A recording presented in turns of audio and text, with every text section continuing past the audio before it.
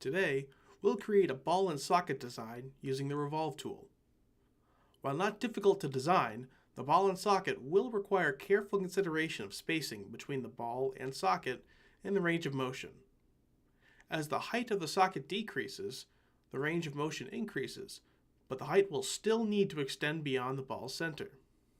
Similarly, as the spacing between the ball and socket increases, the tightness of the coupling decreases, but the space must be less than the size difference between the opening of the socket and the widest part of the ball. We also must consider the limitations of a 3D printer. While amazing tools, the consumer 3D printers we use in this course have minimum clearances of 0.1 to 0.15 millimeters on their best settings. Factoring in material aberration and printing mishaps, we do not want to have a clearance smaller than 0.5 millimeters. With this in mind, let's actually design our ball and socket.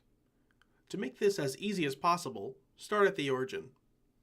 First, we'll make two half circles, one with a diameter of 20 millimeters and one with a diameter of 20.375 millimeters. This will give us a clearance of 0.75 millimeters between the ball and socket. The diameters are up to you, but make sure that the difference between the two is at least 0.5 millimeters.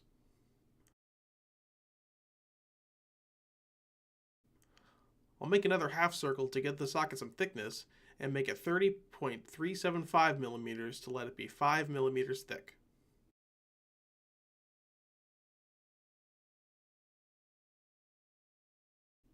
Now we have a ball and a socket, both in two-dimensional form. Now we can make the attachment points that will allow our ball and socket to connect to other things. You can design this however you would like. In my case, I want a cylinder 10 millimeters wide coming off the ball, so I make a rectangle with a width of 5 millimeters.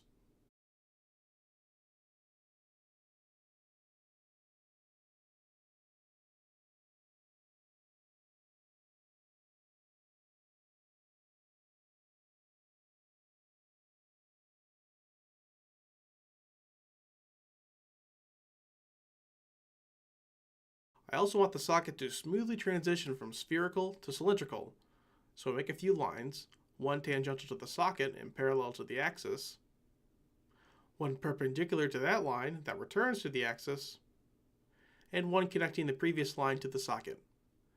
This looks messy, so I'll trim any lines I don't need anymore.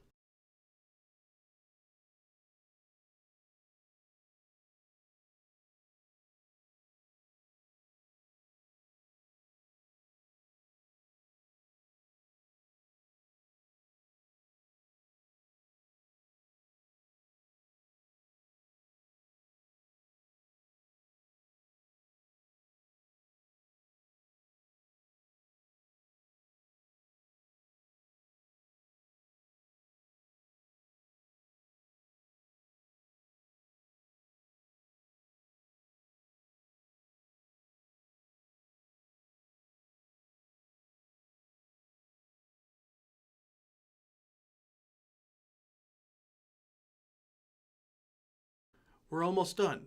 We just need to decide on the range of motion. In my case, I want it to travel 60 degrees side to side. For that to happen, I'll need to draw a line from the center of the ball, angled 30 degrees from the axis.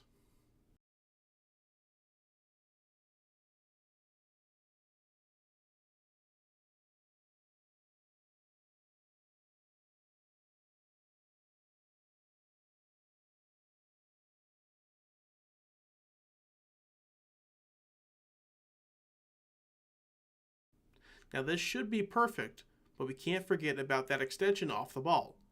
If its width was 0, and therefore not there at all, we would leave the line as is. However, I do have an extension and it has a real width. I need to offset this line this way by the same distance as the width of the extension.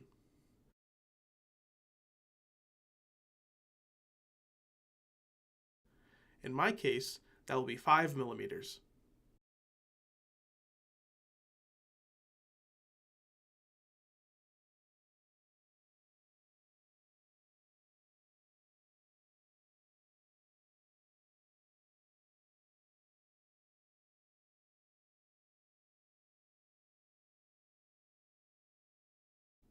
Now I can remove the first line we drew and then trim the area to remove unnecessary lines.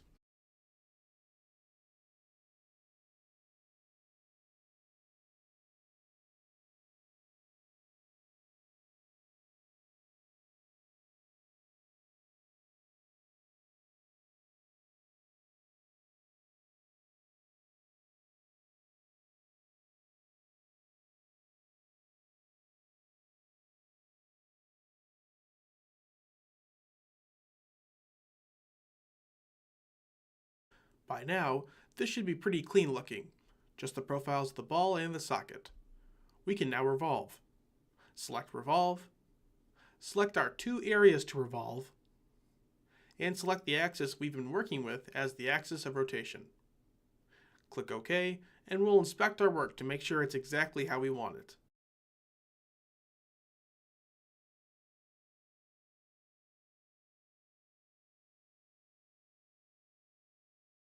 Congratulations! We've made a ball and socket joint.